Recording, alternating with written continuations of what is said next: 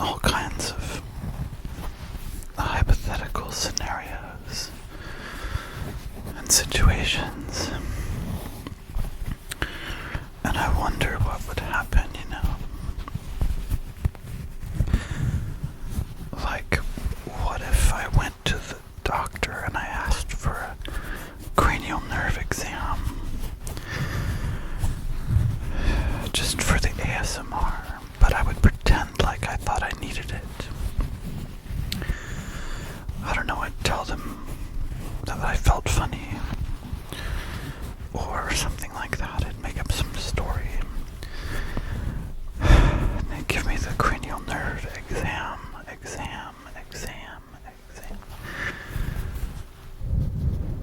And when they were done, I would be thinking to myself, oh, that was fun, Have to do that again sometime. But then they would tell me that I failed it. And I would say, well, that's impossible. No, you better give me the exam again to be sure.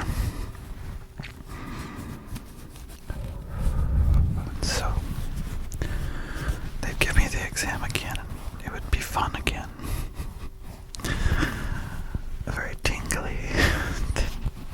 But they'd tell me that I failed again. And they would look at me kind of worried, like it was serious. And I'd say, well, maybe I need to get a second opinion. I'll find another doctor and see if the results line up. And so then I would be about ready to walk out of the room, and they would stop me and say, "No, sir, this is serious. Your cranial nerves are in very bad shape indeed.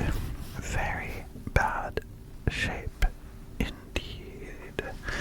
And, we probably need to do surgery immediately." And I would look at them and take a deep breath.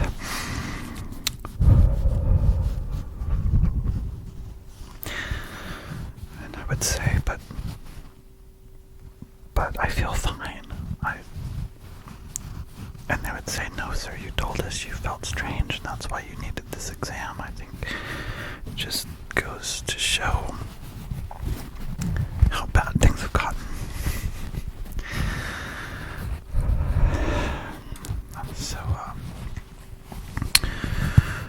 I would kind of be stuck, and say, "Well, what does this surgery really involve? Like, what are you talking about?"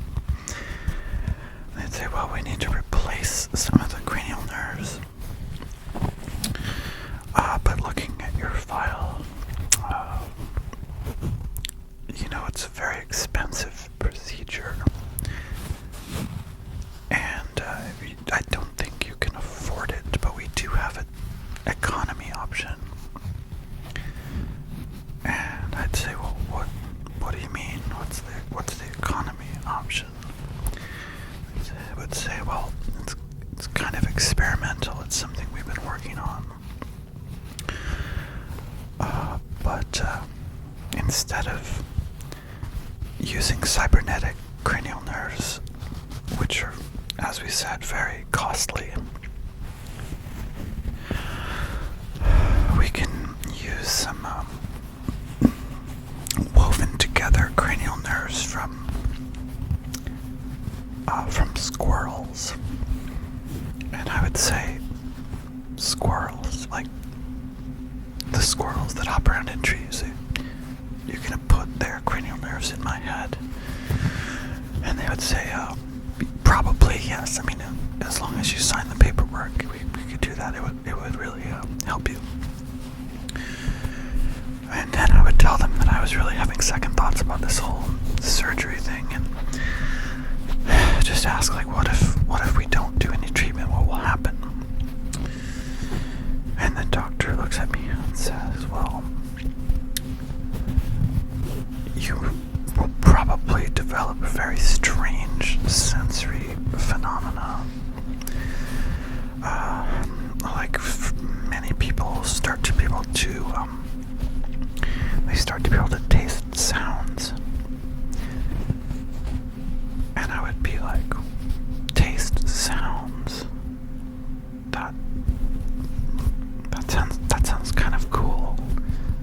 Maybe that's okay if that happens, you know. The doctor would say, well, it's up to you, sir, but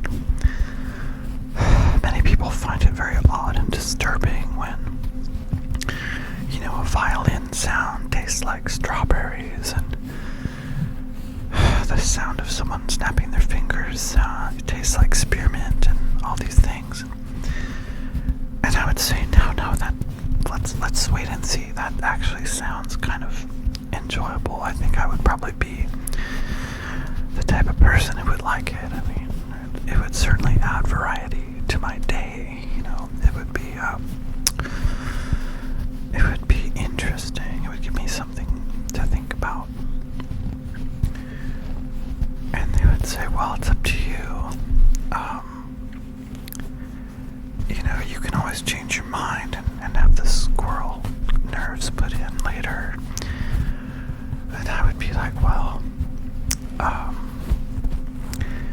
I would just rather wait and see. And I would say, I'll let you know. And then I would walk out of the office and listen carefully to sounds to see whether I could taste them. And each day I would see whether I was developing that ability or not, because, I mean, it would be interesting, wouldn't it?